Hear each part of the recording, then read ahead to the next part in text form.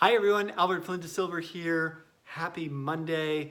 Welcome to the weekly message. And today I wanted to talk a little bit about perseverance and persistence. It's one of my 10 P's that I include in some of my courses, the audio course and also the online course. And perseverance is so critical in writing and in meditation. We must persist in the face of inevitable failure.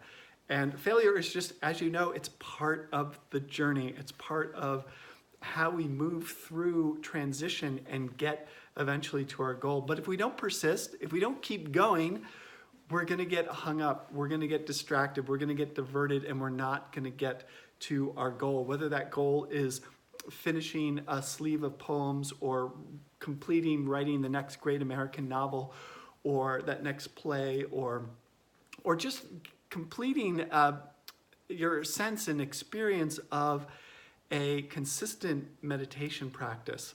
It's so powerful, and yet at the same time it's so subtle because you don't always know and notice the increments of growth because they can be so subtle and it can be so quiet. But when you persist and you persevere and you stay engaged with the practice, what happens is slowly over time you start to see the changes. Like with writing, it's a little bit more particular, it's a little bit more material. You can actually see the accumulation of words.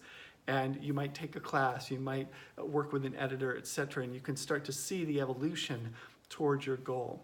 But persistence is so clear, even when it comes to your platform and getting your work out in the world. Let me give you a quick example.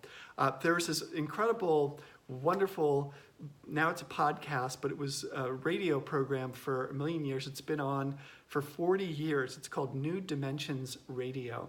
And Justine Willis Toms and Michael Toms, they were the founders of this incredible program. I used to listen to it all the time in my 20s.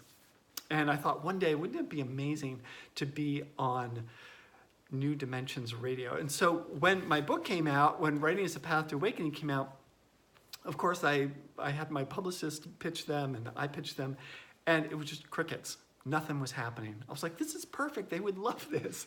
Why are they not responding? And so I kept submitting. I submitted the book, I think 3 separate times. 3 copies of the book went to their offices.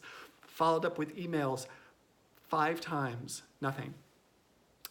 And it wasn't until like the 7th or 8th contact try that I finally broke through. I got an email back from Justine's assistant, and they wanted to schedule an interview.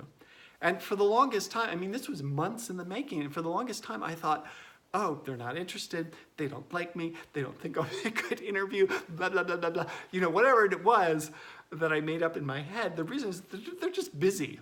You know, they're just distracted. They don't understand necessarily the book. They don't have enough information. There's so many different things that I could have given up. I could have moved on. But I love the program. It turned out to be one of my best interviews of the whole podcast tour. And look for it. It's called New Dimensions Radio. It's really an amazing program. And not just, I'm not talking about my interview per se, but all of their programs, they really interview a lot of interesting people. And again, it's 40 years worth of interviews, and you can find it online. Persevere in the face of rejection, especially in the face of failure. And so what are you going to persevere in, or what are you going to persist with this week? I want you to think about this in relationship to your writing practice, to your mindfulness or your meditation practice. How can you just hunker down in the face of that resistance and just keep going? Just give it another try. Another 5 minutes in the seat. Another 5 minutes on the page, hanging out with that blank page. Or if you're doing some sort of promotion, you're working on your platform, giving those people another phone call, sending them another reminder email. Sometimes you have to follow up like dozens of times. It's crazy. But that's the nature of how busy people are and how busy we are in this day and age. So the theme is persistence and perseverance, and may that serve you this week. And I should also mention, while I have you here, that you can get right now a free copy of Writing is a Path to Awakening from Sounds True. Well, you can get it from me at brilliantwriter.com/free-book, brilliantwriter.com/free-book.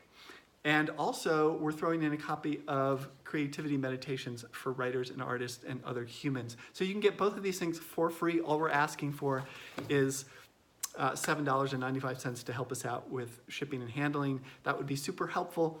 But otherwise, we'll send you a free copy and enjoy. Till next time, live well, love well, and write well. And I'll see you soon.